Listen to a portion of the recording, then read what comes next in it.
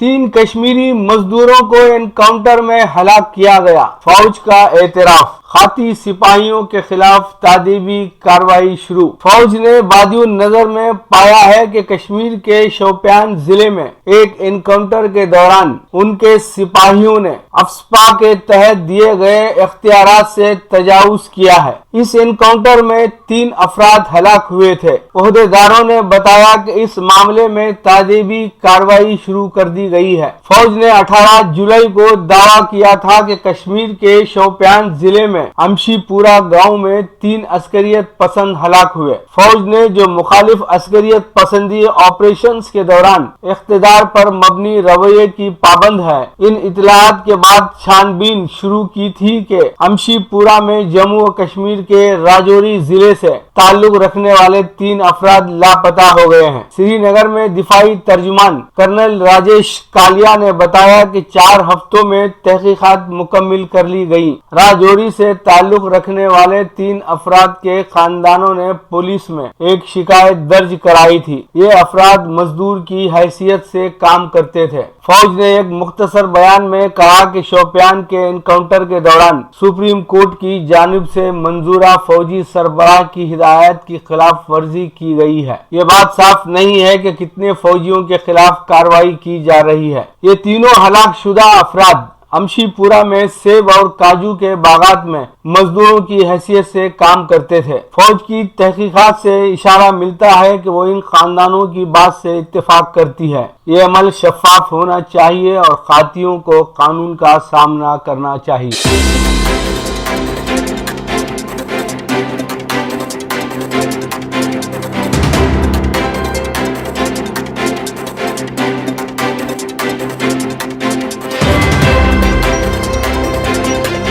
Corona से मुकाबले में तेलंगाना के 10 और एपी के 42 डॉक्टर्स फौत। कोरोना वायरस से तेलंगाना में अब तक 10 डॉक्टर्स और आंध्र प्रदेश में 42 डॉक्टर्स अपनी जानें गंवा चुके हैं। इंडियन मेडिकल एसोसिएशन की जानिब से ये आदाद शुमार जारी की गई हैं। एसोसिएशन की जानिब से मुल्क भर के डॉक्टर्स की फहरिस्त जारी की गई जो कोविड के मुकाबले के दौरान अपनी जानें गंवा चुके हैं। उन्हें कोविड के शहीद करार दिया गया है। एसोसिएशन ने मरकजी हुकूमत से मुतालिबा किया कि वो इन डॉक्टरों को शहीद का दर्जा देते हुए उनकी उसी मुनासिबत से माली मदद की जाए।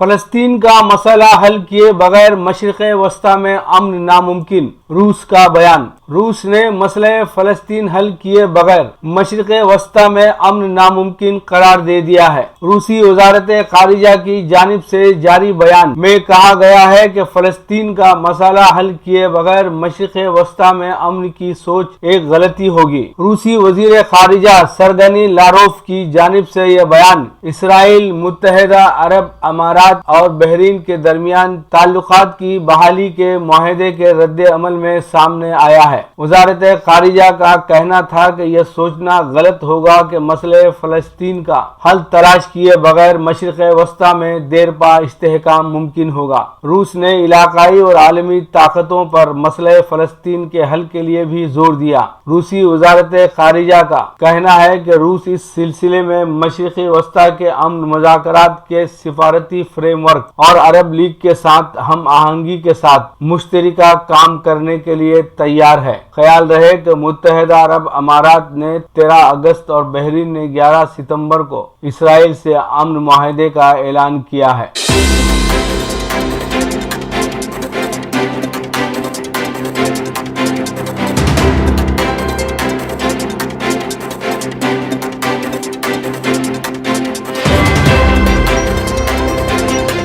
मकतूब रियाद मिन जानिब मोहम्मद सैफुद्दीन सऊदी अरब। सऊदी अरब ने 15 सितंबर से खलीजी ममालिक के शहरियों और इकामा, खुरूज औदा, मुलाजिमत या विजिट वीजा के हामिल गैर मुल्कियों को सऊदी अरब आने की कोरोना जवाबित के तहत मशरूत इजाजत दी है। सऊदी अरब की सरहद में दाखिल होने के लिए मुकर्रर करदा शराइत पर रजिस्टर्ड मेडिकल सेंटर से हासिल करदा PCR की रिपोर्ट पेश करना होगा, जो कि सऊदी अरब पहुंचने से 48 घंटे से ज्यादा पुरानी न हो। इसी तरह सऊदी अरब आमद के बाद 3 दिन होम आइसोलेशन और फिर दोबारा PCR टेस्ट करवाना लाजिम होगा। इसके अलावा तवक्कलना ऐप को अपने मोबाइल में डाउनलोड करना लाजिम होगा। इस ऐप को सऊदी वजारत सेहत ने तैयार किया है। मज़कूरा ऐलान के बाद मुख्तलिफ ममालिक खासकर एशियाई मुल्कों हिंदुस्तान, पाकिस्तान, बांग्लादेश, फिलिपाइन, नेपाल वगैरह में छुट्टी पर जाकर फंसे हुए और वापसी के मुंतजर मुलाजिमीन के लिए सऊदी अरब वापसी की राह हमवार हुई है। इस सिलसिले में अहम नुक्ता यह है कि बैनुल अक़वामी परवाजों पर पाबंदी अब भी बरकरार है, ताहम मुख्तलिफ ममालिक के दरमियान तैयारों की आमदो रफ्त के आरजी मुआहदे के जरिए परवाजें चलाई जा रही हैं। कोरोना वायरस की वबा के बाइस फ्लाइट्स पर आयद करदा पाबंदी को पूरी तरह से बर्खास्त करने के लिए जनवरी 2021 में उस वक्त की सूरत हाल का जायजा लेकर कोई फैसला किया जाएगा। तारिकीन वतन को सऊदी अरब में दाखिले की मशरूत इजाजत के बाद कई अफराद परवाजों के शेड्यूल का बेसब्री से इंतजार कर रहे हैं। ताहम हर मुल्क से अलहदा मुआहदे की बुनियाद पर इजाजत दी जाएगी, जबकि कई ट्रैवल एजेंसी चार्टर्ड फ्लाइट्स की इजाजत हासिल करने की कोशिश कर रहे हैं। हिंदुस्तान के मुख्तलिफ शहरों के ट्रैवल एजेंसीज ने इस सिलसिले में सोशल मीडिया पर इश्तिहार जारी किया है। ताहम कतई इजाजत किसे हासिल होगी और कौन इजाजत हासिल करने में कामयाब होंगे, ये फ्लाइट्स की सऊदी अरब आमद के बाद ही पता चलेगा। मौजूदा सूरत हाल में बैनुल अक़वामी परवाजों के लिए हिंदुस्तान ने मुख्तलिफ ममालिक के साथ ट्रांसपोर्ट बबल या एयर ट्रैवल एग्रीमेंट मुआहिदा किया है, जिसके तहत दोनों ममालिक के दरमियान तिजारती परवाजों की आमद और रफ्त होगी, जो कि एक मखसूस मुद्दत के लिए आर्जी तौर पर चलाई जाएंगी। हिंदुस्तानी वजारत शहरी हवाबाजी की वेबसाइट पर मौजूद मालूमात के मुताबिक हिंदुस्तान के अब तक 13 ममालिक के साथ इसी तरह के मुआहदे कर लिए गए हैं और उन ममालिक से हिंदुस्तान को परवाजों की आमद और रफ्त का सिलसिला जारी है। इन ममालिक में Afghanistan, Bahrain, Canada, France, Germany, Iraq, Japan, Maldives, Nigeria, Qatar, मुत्तहिदा अरब अमारात, बरतानिया और अमेरिका शामिल हैं। अखबारी इतलात के मुताबिक हिंदुस्तान और ओमान के दरमियान इसी तरह के मुआहदे के लिए बातचीत जारी है। सऊदी अरब की जानिब से तारिकीन वतन को ममलिकत में दाखिले की इजाजत के बाद तवक्का है कि हिंदुस्तान और सऊदी अरब के दरमियान भी इसी तरह के मुआहदे को जल्द ही खतयत दी जाएगी। सऊदी एयरलाइंस ने 18 से 30 सितंबर तक मुख्तलिफ ममालिक को रवानगी का शेड्यूल जारी किया है। पाकिस्तान और बांग्लादेश के बशमूल मुख्तलिफ ममालिक शामिल हैं, लेकिन हिंदुस्तान का कोई भी शहर इस फहरिस्त में शामिल नहीं है। तवक्को की जा रही है कि अनकरीब हिंदुस्तान से मुआहदे के बाद यहाँ के मुख्तलिफ शहरों के लिए परवाजों का शेड्यूल जारी किया जाएगा। लीजिए, हाजिर है प्रोग्राम वरक वरक चेहरा। किताबों पर तबसरे और अलंकारों के तारुफ पर मुश्तमिल हमारा प्रोग्राम वरक वरक चेहरा। प्रोग्राम वरक वरक चेहरा में मारूफ शायर व अदीब जनाब सईद नजर पर मोहतरमा नाज़नीन अली का तारुफी मजमून समात फरमाएं। मैं एक बार फिर आपकी खिदमत में हाजिर हूँ, इस मर्तबा एक तारुफी मजमून के साथ, जो मैंने कुवैत में मुकीम एक मारूफ शायर जनाब सईद नज़र कड़पवी के हवाले से लिखा है। राइटर्स फोरम कुवैत ने एक बहुत ही खूबसूरत महफिल मुनक्किद की थी अपने एक सीनियर मेंबर और मारूफ शायर जनाब सईद नज़र कड़पवी के एजाज़ में। उस इज्तिमा में मैंने एक तारुफी मजमून पढ़ा था, जिसके हवाले से मैंने नज़र साहब की ज़िंदगी के मुख्तलिफ पहलुओं का जिक्र करने के साथ साथ उनके कलम के कुव्वत की तस्दीक भी की थी। पेश है आपकी खिदमत में वही मजमून जिसे सुनकर आप भी नज़र साहब के अदबी ज़ौक़ से शनासा हो सके। اردو کہکشاں کے ایک تابندہ ستارے کا نام ہے سعید نذر کڑپوی۔ نذر صاحب سے میرا تعارف پہلی مرتبہ رائٹرز فورم کویت کی ہی ایک اجتماع میں ہوا اور ان سے مل کر میں ان کے کردار کی سادگی، کلام کی کثرت اور شاعرانہ ہنرمندی سے بہت متاثر ہوئی۔ نذر صاحب پچھلے 25 برسوں سے کویت میں مقیم ہیں اور یہاں پر ملازمت کر رہے ہیں، ساتھ ہی وہ ادب کی خدمت میں اپنی زندگی صرف کر رہے ہیں۔ شعری منظر نامے پر سعید نذر اس وقت طلوع ہوئے جب وہ کمسنی کی عالم میں تھے، اور شاید یہی وجہ ہے کہ ابتدائی دور میں کہی گئی ان کی شاعری کی روشنی بادلوں میں چھپی رہی اور ایک عمر کے بعد ہی انہوں نے اپنے کلام سے عالم ادب کو منور کیا۔ نذر صاحب کی پرورش بےحد ادبی ماحول میں ہوئی۔ ایک طرف ان کے سرپرست تھے ان کے والد مرحوم داؤد نشاط صاحب، تو دوسری طرف ان کے بھائی جناب محمود شاہد صاحب، جو خود ایک شاعر، تنقید نگار اور کئی کتابوں کے خالق ہونے کے ساتھ ساتھ وسیلہ اردو ٹی وی کے ڈائریکٹر بھی ہیں۔ تو ایسے ادبی ماحول میں نذر صاحب کی پرورش ہوئی۔ اگر نذر صاحب کے ہی لفظوں میں کہوں تو بچپن سے ہی وہ اپنے والد صاحب کے ساتھ مشاعروں میں جایا کرتے تھے۔ کمسنی کی عمر تھی، کچھ اشعار سمجھ آتے، کچھ نہ بھی آتے۔ عالم تو یہ تھا کہ اکثر 3-4 شعرا کو سننے کے بعد وہ سو جاتے اور مشاعرے کے اختتام پر ان کے والد ان کو جگا کر گھر لے جاتے۔ خیر، یہ تو کمسنی کی عمر کے واجبات تھے۔ اسی زمانے میں انہوں نے اپنے خیالوں کو بطور شاعری لکھنا شروع کیا، مگر ان کا ماننا ہے کہ اس وقت کہے گئے ان کے اشعار کو منظم طور پر شاعری نہیں کہہ سکتے، مگر ساتھ ہی ایک حقیقت یہ بھی ہے کہ اس وقت کہے گئے ان کے کلام ان کے طویل ادبی سفر کے امکانات پیش کرتے ہیں۔ سن 1984-85 سے انہوں نے باقاعدہ شعرگوئی کا آغاز کیا اور کچھ ایسی نظمیں اور غزلیں کہی جن سے عالم ادب میں ان کا ایک اعلیٰ مقام بن گیا۔ نذر صاحب کے بنیادی استاد ڈاکٹر ستار ساحل تھے، مگر مکمل تربیت انہوں نے علامہ شارف جمال ناگپوری صاحب سے حاصل کی، اور بطور استاد انہوں نے ہی نذر صاحب کے پہلے شعری مجموعہ غم کا سورج کی اصلاح کی، اور تقریباً تمام پہلوؤں سے اس کتاب پر انہوں نے اپنی نظر ثانی کی۔ آئیے نذر صاحب کی کچھ غزلیں اور نظموں کا مطالعہ کرتے ہیں۔ ان کی ایک نظم ہے جس کا عنوان ہے گھر رہے آباد میرا۔ چند سکوں ہی کی خاطر میں مسلسل دور رہ کر اپنے گھر سے جی رہا ہوں، زہر ہجرا پی رہا ہوں، ختم ہو جاؤں گا ایک دن، علم اس کا ہے مجھے بھی، مجھ میں جب تک جان ہوگی میری کوشش یہ رہے گی، گھر رہے آباد میرا۔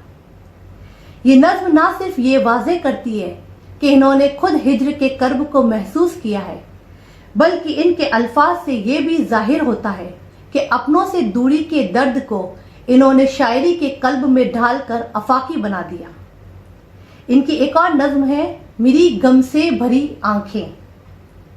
کسی کی موت پر آہیں نہ نکلے پھر دلوں سے تو، کسی کی موت پر آہیں نہ نکلے پھر دلوں سے تو، کسی مجبور کی باہیں نہ بڑھ کر کوئی تھامے تو، سہارا ڈوبنے والا کسی سے گھر نہ پائے تو، سہارا ڈوبنے والا کسی سے گھر نہ پائے تو، اگر رہبر بنے رہزن مسیحا گر ہو قاتل تو، فلک کو تکنے لگتی ہے میری غم سے بھری آنکھیں، فلک کو تکنے لگتی ہے میری غم سے بھری آنکھیں۔ اس مختصر سی نظم میں انہوں نے جذباتی الفاظ، انسانی رشتے، اخوت کی اہمیت، رحم دلی، اپنے پن اور محبت کے رشتوں میں آنے والی کمیاں اور ایسے ماحول میں خود کی بے بسی کا اظہار کیا ہے۔ ان کی ایک اور غزل کے 2 شعر کہنا چاہوں گی۔ دونوں ہی شعر مختلف ہونے کے باوجود ایک ہی موضوع کی طرف اشارہ کرتے ہیں کہ وہی ہوا ہے جو ہر بار ہوتا آیا ہے، وہی ہوا ہے جو ہر بار ہوتا آیا ہے، غریب شہر کے گندم گنی نے چھین لیے۔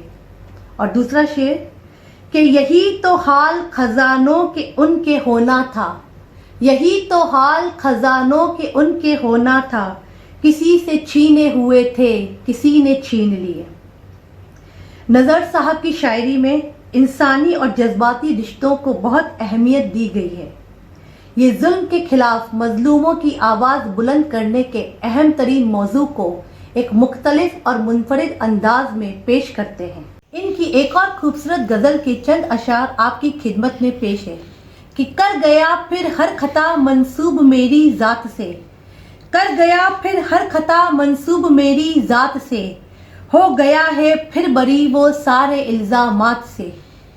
پچھلی راتوں کے ستم کا تھا اثر مجھ پر ابھی، پچھلی راتوں کے ستم کا تھا اثر مجھ پر ابھی، اس لیے میں ڈر رہا تھا آنے والی رات سے. اور شعر دیکھیے گا کہ ہو چکا لبریز اب پیمانہ میرے صبر کا، ہو چکا لبریز اب پیمانہ میرے صبر کا، باز آؤ اب نہ الجھو تم میرے جذبات سے. ان اشعار میں جہاں ایک طرف ظالم کے مظلوموں پر استحصال کا ذکر ہے، وہیں دوسری طرف انقلابی کلام کہ ہو چکا لبریز اب پیمانہ میرے صبر کا اس بات کی طرف اشارہ کرتا ہے کہ جب ظلم کی حد بڑھ جاتی ہے تو وہ سزا کا مستحق ہوتا ہے، اور ایسے وقت میں مظلومیت ایک طاقت بن کر ابھرتی ہے. نظر صاحب نے حالات کی سنجیدگی اور کچھ بولتے الفاظ کی تصویروں سے اپنے شاعری کے کینواس کو سجایا ہے. بلا شبہ یہ ایک بہترین شاعر ہے اور ان کی غزلیں ہمیں زندگی کی بے شمار حقیقتوں کی ترجمانی کرتی ہوئی نظر آتی ہیں.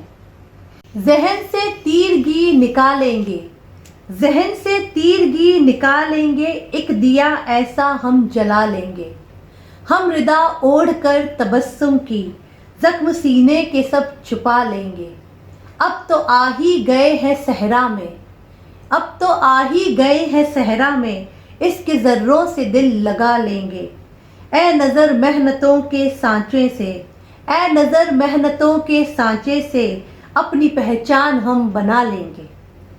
اس غزل میں جو منظر کشی کی گئی ہے اس سے یہ پیغام سامنے آتا ہے کہ ہمیں دل میں غم ہونے کے باوجود حوصلہ اور ہمت بنائے رکھنی چاہیے.